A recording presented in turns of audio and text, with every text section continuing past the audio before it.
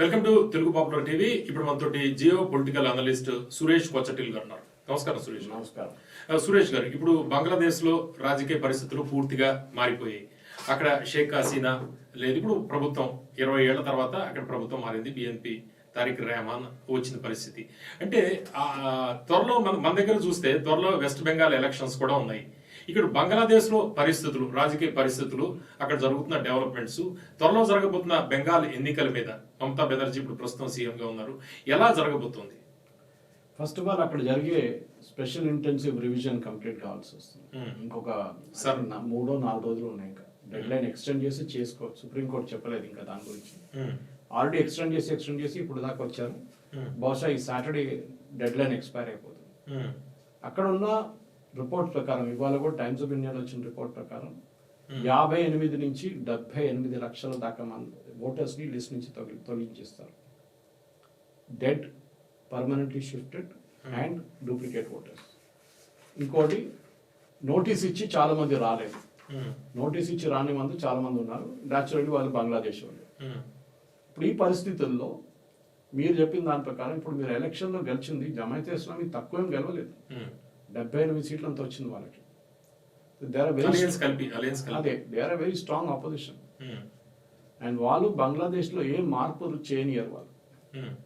వాళ్ళు traditional mode, మహిళలు ముందుకు రాకూడదు, మహిళలు ఇంట్లోనే ఉండాలి, మహిళలు బయట వచ్చి పని చేయకూడదు, బయట వస్తే బుర్కా వేసుకోవాలి. ఇది వాళ్ళ టిపికల్ తాలిబాన్ మైండ్ సెట్ ఉంది జమాయితే ఇస్లామీ. మన దగ్గర కూడా అంతే. మన దగ్గర కేరళ వైపు ఉన్న జమాయితే ఇస్లామీ వాళ్ళ వైపు కూడా అంతే. వాళ్ళు they also follow the same methodology. ఇట్లాంటి పరిస్థితుల్లో ఇప్పుడు మీరు చూస్తే జమాయితే ఇస్లామీ గెలిచిన సీట్లు మీరు చూడండి. ఢాకా వైపు గెలవలేదు, నార్దర్న్ బంగ్లాదేశ్ గెలవలేదు, ఈవెన్ ఈస్టర్న్ బంగ్లాదేశ్ గెలవలేదు. వాళ్ళు మన మణిపూర్, మిజోరాం అటువైపు ఉన్న అక్కడ కూడా గెలవలేదు. మేఘాలయ వైపు గెలిచిందంతా వెస్ట్ బెంగాల్ వైపు ఉన్న కంప్లీట్ కారిడోర్. అక్కడే వాళ్ళ విన్స్ అంతా మ్యాక్సిమం వచ్చినాయి. ఎందుకంటే అక్కడే హార్డ్ కోర్ ఇస్లామిస్ట్ అంతా అక్కడే ఉన్నారు. వాళ్ళే ఇటువైపు వచ్చారు. ముందు 47, తర్వాత 60, దాని తర్వాత 71లో వాళ్ళే వెస్ట్ బెంగాల్ వచ్చి వెస్ట్ బెంగాల్ పాపులేషన్ మెట్రిక్స్ మొత్తం మార్చేశారు. కమ్యూనిస్ట్ వాళ్ళ హయాం నుంచి మమతా బెనర్జీ దాకా ఇదే నడుస్తుంది. ఇదే మమతా బెనర్జీ మీకు గుర్తుంటుంది, ఐ థింక్ ఇంద్రజిత్ గుప్తానో ఎవరో స్పీకర్గా ఉన్నప్పుడు ఈమె కాగితాలు చించి స్పీకర్ ముఖం మీద పడేసింది. బెంగాల్ మొత్తం ముస్లింస్ వచ్చి ఆక్యుపై చేసుకుంటున్నారు, కమ్యూనిస్ట్ వాళ్ళు చేస్తున్నారు అని చెప్పి ఈమె ఎంపీగా ఉన్నప్పుడు. అదే మమతా బెనర్జీ ఇప్పుడు ఇట్లాంటి బంగ్లాదేశ్ నుంచి వచ్చిన వాళ్ళని సపోర్ట్ చేయడానికి ట్రై చేస్తున్నారు. వెస్ట్ బెంగాల్లో జరిగిపోయే ఎలక్షన్లో ఫైనల్ కౌంట్ మీద ఉంటుంది పవన్ గారు, రిజల్ట్ ఏముండబోతుంది. మీకు గుర్తుంటుంది, మన బీహార్లో టచ్ అండ్ గో అని చెప్పారు. ఎన్డీఏ అండ్ ఆర్జేడీ కూటమి కాంటెస్ట్. ఆర్జేడీ కూటమి ఒకటి ఉండే, ఎన్డీఏ వాళ్ళు సపరేట్ ఉండే. కానీ ఫైనల్ రిజల్ట్ వచ్చినప్పుడు చూసినా మనం కంప్లీట్గా ఎన్డీఏ తీసుకెళ్ళిపోయారు. ఎందుకు? 68 లక్షల మందిని ఓటర్ లిస్ట్ నుంచి తొలగించేశారు. వీళ్ళే డూప్లికేట్ ఓటర్లు ఉండే, వీళ్ళే చనిపోయిన ఓటర్లు ఉండే, వీళ్ళే ఏం చెప్తారు పర్మనెంట్లీ మైగ్రేటెడ్ ఓటర్స్ ఉండే. వాళ్ళ నుంచి లిస్ట్ని తీసేసినప్పుడు ఒకటి ఓటింగ్ పర్సెంటేజ్ పెరిగింది ఇమ్మీడియట్గా. ఆబ్వియస్లీ పెరుగుతుంది. 100లో మీరు 20 మందిని తీసేస్తే 80 ఉంటుంది. 100కి 70%, 100కి 60%, 80కి 60% ఉంటుంది కదా, 70% అయిపోతుంది. అప్పుడు దానికి పెరిగింది అనమాట. ఇప్పుడున్న పరిస్థితుల్లో వెస్ట్ బెంగాల్లో మమతా బెనర్జీకి ఉన్న హోప్ అంతా ఒకటి, ఇది 1 కోటి మంది అయిపోతే ప్రాబ్లం అవుతుంది. 68, 70 దగ్గర ఆడితే ఆమె కొంచెం హోప్ ఉంది, కానీ ఎక్కువ లేదు.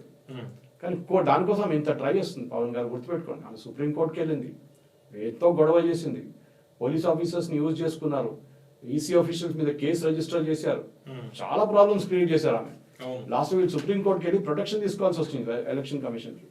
సుప్రీంకోర్టు ఆర్డర్ ఇచ్చారు, ఎవరైనా ఎస్ఐఆర్ని ఆపడానికి ట్రై చేస్తే వాళ్ళ మీద చర్యలు ఉంటుంది, కఠినమైన చర్యలు ఉంటుందని చెప్పారు. అది కాకుండా ఎవరైనా గొడవ చేస్తుంటే వాళ్ళని అరెస్ట్ చేయమన్నారు ఇమీడియట్గా.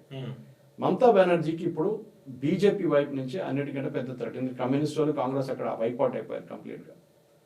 ఆమె ఏం యూజ్ చేస్తుందంటే ఇప్పుడు బెంగాలీ అస్మిత, బెంగాలీ ఐడెంటిటీ గురించి మాట్లాడుతుంది.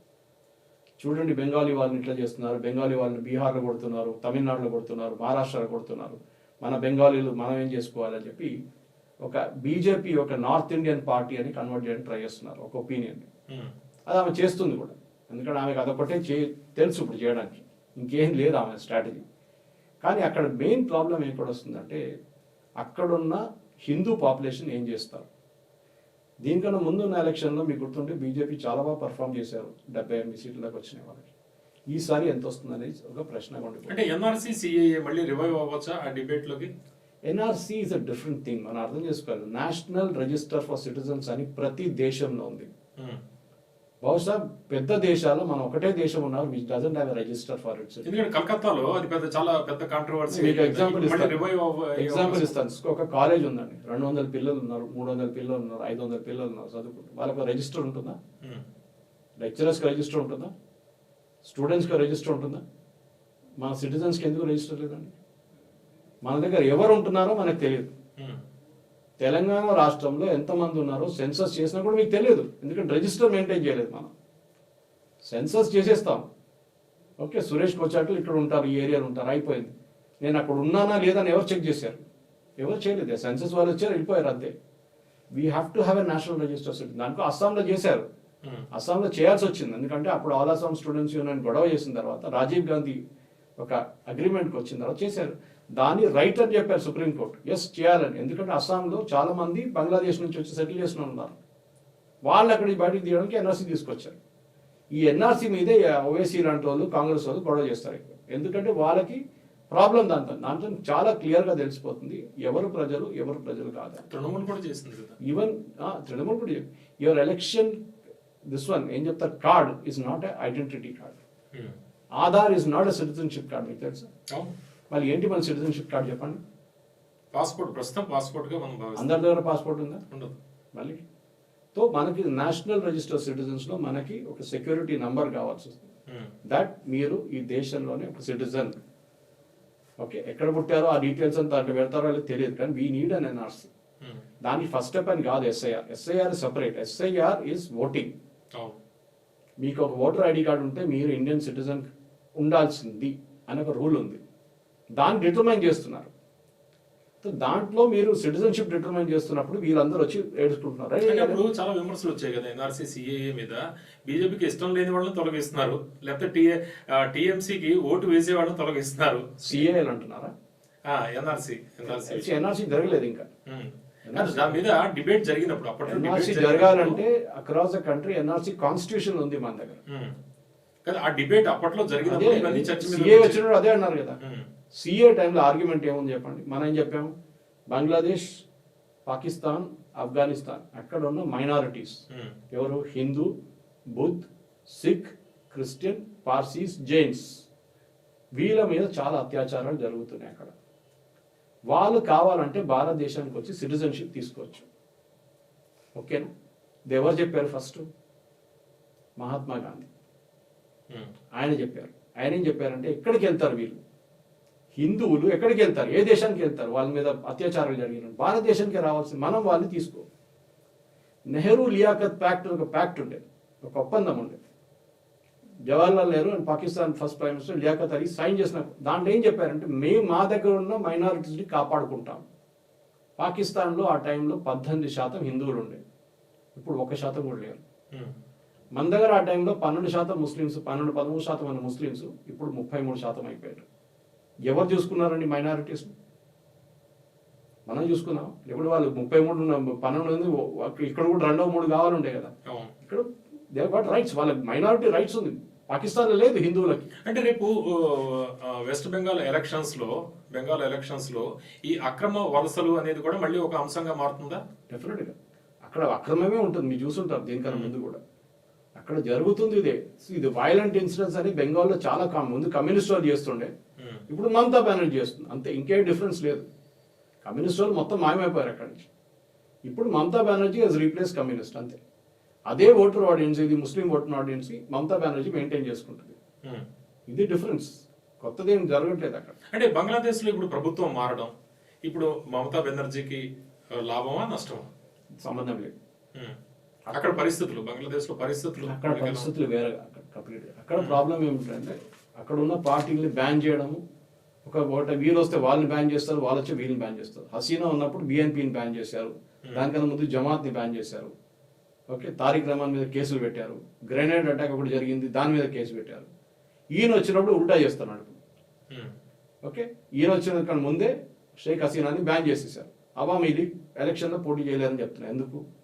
ఒక డెమోక్రసీలో ఎవరైనా అడగాలి ఉండే కదా, యూఎస్ ఉండొచ్చు, యూకే ఉండొచ్చు, ఎందుకు పార్టిసిపేట్ చేయకూడదు? అరే వాళ్ళు ఉన్నప్పుడు వాళ్ళని పార్టిసిపేట్ చేయలేదు, మేము వచ్చాం మేము చేయలేదు కథ. ఇది లాజిక్ అన్నమాట. సో పవన్ గారు ఇది ప్రాబ్లం ఇక్కడ మమతా బెనర్జీకి బంగ్లాదేశ్ ఎలక్షన్కి సంబంధం లేదు. అక్కడ మొత్తం ఇస్లామిక్ పార్టీలు 100% ఇస్లామిక్, హిందువులు 1 కోటి మంది ఉన్నారు, కానీ వాళ్ళందరూ డెఫినెట్గా బిఎన్పీకే ఓటేస్తారు, దాంట్లో డౌట్ లేదు.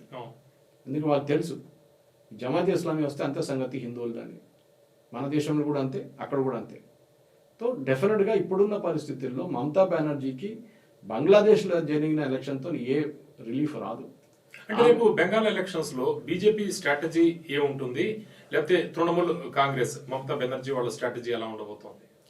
కాంగ్రెస్ స్ట్రాటజీ ఏంటి? సో కాంగ్రెస్ లేదు, no future at all. Congress ఒక్క సీట్ కూడా రాదు వాళ్ళకి, దీంట్లో ముందు కూడా రాలేదు, కమ్యూనిస్టులు కూడా రాలేదు, ఒక్క సీట్ కూడా రాలేదు. వాళ్ళు పక్కన పెట్టేసాను, నోబడి. కమ్యూనిస్టుల కంచుకోట కదా ఉండే, ఈవెన్ త్రిపుర ఉండే కదా, ఇప్పుడు ఎక్కడున్నారు త్రిపురలో, మొత్తం వైపౌట్ అయిపోయారు. మొత్తం వాళ్ళు తీసుకెళ్లి కమ్యూనిస్టులు తీసుకెళ్లి మ్యూజియంలో పెట్టాలి, ఇప్పుడు ఆ పరిస్థితికి వచ్చేసారు వాళ్ళు. కానీ మనం contest between Mamata Banerjee and BJP. Mamata Banerjee last time 215 సీట్లు వచ్చింది అనుకుంటాను, నా అంచనా ఉంటే కరెక్ట్ ఉంటే 215 అనుకుంటాను. బీజేపీకి ఏమో 77 75 వచ్చింది లాస్ట్ టైం. బీజేపీ వాళ్ళ ఓట్ పర్సంటేజ్ పెంచి ఇంకో 10% ఎక్కువ తీసుకెళ్తే బీజేపీ విల్ సమ్వేర్ నియర్ 110. 110 వస్తే మమతా బెనర్జీ సీట్లు తగ్గుతుంది. అది పెద్ద తగ్గితే ఎంత తగ్గుతుంది, దాట్ ఇస్ ద క్వశ్చన్. అది పెరిగి ఫర్ ఎగ్జాంపుల్ అక్కడ ఉన్న మొత్తం కాన్స్టిట్యున్సీ అన్ని తీసుకుంటే మమతా బెనర్జీకి ఒక బ్రేక్ ఈవెన్ రావాలంటే అరౌండ్ 150 మార్క్ క్రాస్ చేయాల్సి వస్తుంది. బలమైన గ్రౌండ్ నెట్వర్క్ ఉంది కదా టీఎంసీకి ఉంది. ఎవరు మొత్తం ఎక్కడ ఇస్లామిక్ పార్టీస్ ఉన్నారు, ఎక్కడ ఇస్లామిక్ ముస్లిం పాపులేషన్ ఉన్నారు, అక్కడే ఉంది. ఇంకోటి వాళ్ళు కల్కటా చుట్టుపక్కల ఉన్న భద్రలో ఒకటారు, కొంత కమ్యూనిస్ట్ వాళ్ళు ఉన్నారు, ముందు ఏథిస్ట్ వాళ్ళు ఉన్నారు, మేము ఎవరిని పాటించే ఏ రిలీజియన్ మాది కాదంటారు, అట్లాంటి వాళ్ళు కొంతమంది ఉన్నారు. ఓవరాల్ గా చూస్తే మీరు బంగ్లాదేశ్లో జరిగిన ఎలక్షన్కి మమతా బెనర్జీ సంబంధం లేదు. బీజేపీ వాళ్ళ స్ట్రాటజీ ఏం తీసుకుంటున్నారంటే మమతా బెనర్జీ ముస్లిమ్స్ కోసం పనిచేస్తుంది, హిందువులకి ఏం చేయట్లేదు. అక్కడ జరిగిన టీచర్స్ సెలక్షన్ మనకు తెలుగు కరప్షన్ జరిగింది, చాలా మటుకు కరప్షన్ అక్కడ ఉందని చెప్తున్నారు. కానీ ఇప్పుడు మహిళలకి ఏమి ఇస్తున్నారు, స్టాలిన్ కూడా ఇచ్చారు, అట్లనే మధ్యప్రదేశ్లో చేశారు, మహారాష్ట్ర, అది అందరూ చేస్తున్నారు. దాంతో ఓట్లు వస్తే డౌట్ఫుల్. దాంతో లాస్ట్ ఎలక్షన్ ఎవరైనా పవన్ గారు ఒక ఎలక్షన్ పోటీ చేస్తున్నప్పుడు, ఇప్పుడు ఎస్ఐఆర్ వచ్చినప్పుడు బీజేపీ వాళ్ళు యూపీలో 2 కోట్ల మంది తీసేశారు. బీజేపీ కదా ఎస్ఐఆర్లో ఎలక్షన్ కమిషన్ తీసేశారు. దాన్ని బీజేపీ ఏడుచుకున్నారా? యూపీలో 2,60,00,000 మంది తీసేశారు. లేదు, చాలా రాష్ట్రాల్లో అదే ఆరోపణలు కూడా వచ్చాయి. తమిళనాడులో 1 కోటి మంది తీసేస్తారు కదా, వాళ్ళు ఎవ్వరు ఏడవట్లేదు. ఈమెకు ఒకటేంటి ప్రాబ్లం? ఎందుకంటే ఆమె ఓట్ అది బంగ్లాదేశ్ వాళ్ళు ఎప్పుడో కమ్యూనిస్ట్ వాళ్ళ టైం నుంచి దూరొచ్చి దొంగ సర్టిఫికెట్లు తయారు చేసుకొని దొంగ బర్త్ సర్టిఫికెట్లు, దొంగ ఆధార్ కార్డులు అన్ని దొంగతాడు అక్కడ. దాంతో వాళ్ళు సిటిజన్షిప్ కూడా ట్రై చేసుకుంటామని, సిటిజన్షిప్ కూడా చాలా మందికి వచ్చింది. పెద్ద ఫ్యాక్టరీ ఉంది అక్కడ దీనికి. దాన్ని అరికట్టడానికి ఎలక్షన్ కమిషన్ 2002కి వెళ్ళిపోయింది. 2002 నుంచి లెస్ తీసుకొని వాళ్ళు మొదలు పెడుతున్నారు. 2025 కాదు, 2022 కాదు. దాది మమతా బెనర్జీకి నచ్చట్లేదు. అంటే ఈ SIR revision, special voter revision ఏదైతే చేశారో దీనివల్ల చాలా ఓట్లు పోయాయి, దాని మీద వీళ్ళు గొడవ కూడా చేస్తున్నారు. ఈ ఎస్ఐఆర్ వల్ల అక్కడ ఫలితాలు మారే అవకాశం కనిపిస్తుందా? అంటే చాలా దొంగ ఓట్లు పోయాయి అంటున్నారు కదా. అదే నేను బీహార్ ఎగ్జాంపుల్ ఇచ్చాను. Bihar example is that. Mamata బెనర్జీకి ఉన్న ఓటర్లు పోయిందని చెప్పి ఆమె ఏడుస్తుంది. ఏమో ఆమె ఏడవదు కదా. ఫలితాల మీద ఎట్లా ఉండే అవకాశం ఉంది చెప్పలేము, ఇప్పటికైతే చెప్పలేము. కానీ it all depends on vote దగ్గరకు వచ్చే టైంలో మమతా బెనర్జీ యూజ్ చేసిపోయే స్ట్రాటజీ మీద ఉంటుంది. మాకు హిందువులు వద్దు, మాకు ముస్లింస్ ఒకరే ఉంటే లాస్ట్ టైం జరిగిన లోక్సభ పోల్స్ లో అదే రిజల్ట్ వస్తుంది. ఈసారిగా దీనికన్నా ముందుసారి తగ్గింది. సో డెఫినెట్ గా మమతా బెనర్జీకి పెద్ద థ్రెట్ ఉంది. లాస్ట్ ఎలక్షన్స్ లో అయితే ప్రశాంత్ కిషోర్ స్ట్రాటజీస్ ఇవన్నీ పనిచేసాయి. అది ప్రశాంత్ కిషోర్ ఎలక్షన్ గెలిస్తే ఆయనే గెలవాడు కదా బీహార్ లో. అది మనం తెలిసింది. మమతా బెనర్జీకి ఏంటంటే బీజేపీ ఆమె వెంట పడుతున్నారు ఇప్పుడు క్లియర్. ఆమె ఏం చెప్పింది, ఈసీ ఎలక్షన్ కమిషన్ కాదు బీజేపీ నడిపిస్తున్నారు ఎస్ఐఆర్ అన్నారు. సుప్రీంకోర్టుకి వెళ్తే ఆమె నోరు తెరవలేదు దాని గురించి. ఆమె అది ఇది ట్రై చేసింది సుప్రీంకోర్టు డ్రామా, ఏం పని చేయలేదు. లాస్ట్ లో ఎస్ఐఆర్ విల్ గో ఆన్. ఏ స్టేట్ గవర్నమెంట్ ఎస్ఐఆర్ ఆపకూడదని చెప్పారు Supreme Court, not just West Bengal, ఏ స్టేట్ గవర్నమెంట్. తమిళనాడు కూడా చుప్చాప్ అయిపోయారు, ఎప్పుడు మాట్లాడలేదు దాని గురించి. ఇప్పుడు జరిగే elections, but let us see closer to the election, April March ఎప్పుడు జరుగుతుందో దాని మీద క్యాంపెయిన్ మీద ఉంటుంది ఎట్లా ఉందని. ఈ మైనారిటీ రాజకీయాలు ఎట్లా ఉంటాయి ఇప్పుడు? మెయిన్ అంతే కదా, ఇప్పుడు ముందు మెజారిటీ కూడా వాళ్ళే ఉంటారు కదా. అంతే, వాళ్ళు మెజారిటీ, మైనారిటీ కాదు వెస్ట్ బెంగాల్. అవును. ముర్షిదాబాద్, మాల్డా, 24 పర్గనాస్, కల్కత్తా, ఉమ్. ఈ ఏరియాస్ అంతా మైనారిటీ డామినేటెడ్, కంప్లీట్లీ ముస్లిం డామినేటెడ్. మైనారిటీ అని చెప్పకూడదు, క్రిస్టియన్స్ లేరు కదా, అవును. ముస్లిం డామినేటెడ్.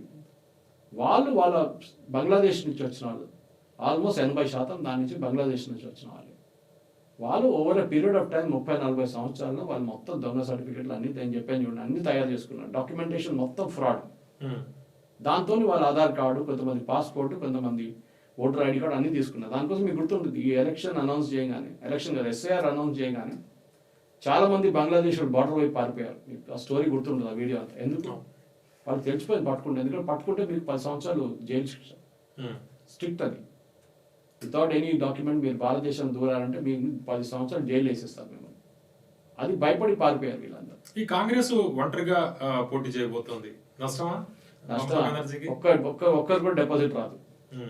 ఒక్కరు కాంగ్రెస్ కి మెయిన్ ఓట్ బ్యాంక్ ఇండియా కూటమిలో ఉన్నవాళ్ళు ఇప్పుడు విడిగా పోటీ చేయడం. నాకు మమతా బెనర్జీ భయం ఉండాల్సింది కాంగ్రెస్ కాదు, ఓవైసీ ఉండాలి. రేపు చార్మినార్ పార్టీ అక్కడ పోయింది అనుకోండి, అప్పుడు ఆమెకు భయం ఉంటుంది, ఉన్న ముస్లిం ఓటు ఇది తీసుకెళ్ళిపోతాడో అని చెప్పేసి. బీహార్ లో చేసినట్లు. ఓవైసీ వాళ్ళది ఏంటి స్టాండ్? దాకా తెలియదు, ఏం చెప్పలేదు. బహుశా పోటీ చేయరు, ఎందుకంటే ఆమె తెలుసు పోటీ చేస్తే మమతా బెనర్జీ ఓడిపోతుంది, బీజేపీ గెలుస్తారు. అస్సాంలో పోటీ చేస్తారు ఓవైసీ, కానీ ఎక్కడ చేయరు. చూద్దాం ఈసారి ఏమైనా మార్పు ఉంటుందా. బీజేపీకి రహస్య మిత్రుడు అంటారు కదా ఓవైసీని, బి టీం అంటారు వీళ్ళు. బి టీం అంటారు. ఓవైసీ తప్పేం లేదు. ఓవైసీ ఏం ట్రై చేస్తున్నాడు, చార్మినార్ నుంచి మొత్తం దేశం తిరగడం ట్రై చేస్తున్నాడు. ఇక్కడ ఉండిపోతే ఇక్కడ ఉంటాడు. అందరు అంటారు తెలంగాణ పార్టీ, లేకుంటే max Hyderabad party, Charminar party అంటారు. కాదు, నేను బీహార్లో ఉన్నాను, మహారాష్ట్రలో ఉన్నాను. ఎన్ని సీట్లు ఎన్ని వార్డులు వచ్చానండి మహారాష్ట్రలో, వాళ్ళు చాలా వచ్చింది. So they are everywhere today. ఆయన ఏమంటున్నాడు, ఎవడు ముస్లిం ఓటు నాదని చెప్పి ఎవరికి తీసుకోవడానికి అధికారం లేదు, నేను కూడా పోటీ చేస్తాను, ముస్లిమ్స్ నాకు ఓటేస్తే అంత మంచిదని ఆయన కాన్స్టిట్యున్సీని ఆయన చూసుకుంటున్నాడు. అంటే బీజేపీకి పడని ఓట్లు ఏవైతే ఉన్నాయో వాటిని స్ప్లిట్ చేయడం ఎంఐఎం కరెక్ట్ ఉండొచ్చు, ఎవరైనా స్ట్రాటజీ. ఎంఐఎం వాళ్ళు గెలుస్తున్నారు కదా, మహారాష్ట్ర కాంగ్రెస్ కన్నా బెటర్ పర్ఫామ్ చేశారు వాళ్ళు. అంటే ముస్లిమ్స్ కాంగ్రెస్ ని విడిచేస్తున్నారు, కాంగ్రెస్ వైపు నుంచి వెళ్ళిపోతున్నారు. ఢిల్లీలో దెబ్బతీశారు కేజ్రీవాల్ కి. అది ఎంఐఎం గెలుస్తున్నారు, ఎంఐఎం ఆ ఓట్లు తీసుకెళ్తున్నారు. ముస్లిమ్స్ కూడా నేర్చుకున్నారు లెసన్ వాళ్ళది. ఈ కాంగ్రెస్ ఓటు ఇచ్చి ఫైదా లేదు, ఏం పనికిరాలు వేరు, ఓవైసీకి చూద్దాం ఏమైనా చేస్తాడేమో మన కోసం అని. అది స్ట్రాటజీ. అంటే ఓవైసీ ఫ్యాక్టర్ రేపు ఏ నిర్ణయం తీసుకుంటారు బెంగాల్లో అనేది ఒక మలుపు, ఒక టర్నింగ్ పాయింట్ గా భావించవచ్చు వచ్చు. కానీ నేను అనుకుంటే ఇప్పుడు దాకా ఓవైసీ ఏం ఇండికేషన్ ఇవ్వట్లేదు, పోటీ కూడా చేయరని తెలుసు. అక్కడ పోతే జరుగుతుంది, నేను చెప్పిందా జరుగుతుంది. ఇది మమతా బెనర్జీ ఓడిపోతారు, ఎస్పెషల్లీ ఆ బార్డర్ డిస్ట్రిక్ట్స్ లో. ఎంఐఎం గెలవలేకపోతే కూడా మమతా బెనర్జీకి అది చాలా పెద్ద లాస్ కాబోతుంది. దాంతో బీజేపీ గెలుస్తారని భయం ఉంది, ఓవైసీకి భయం ఉంది.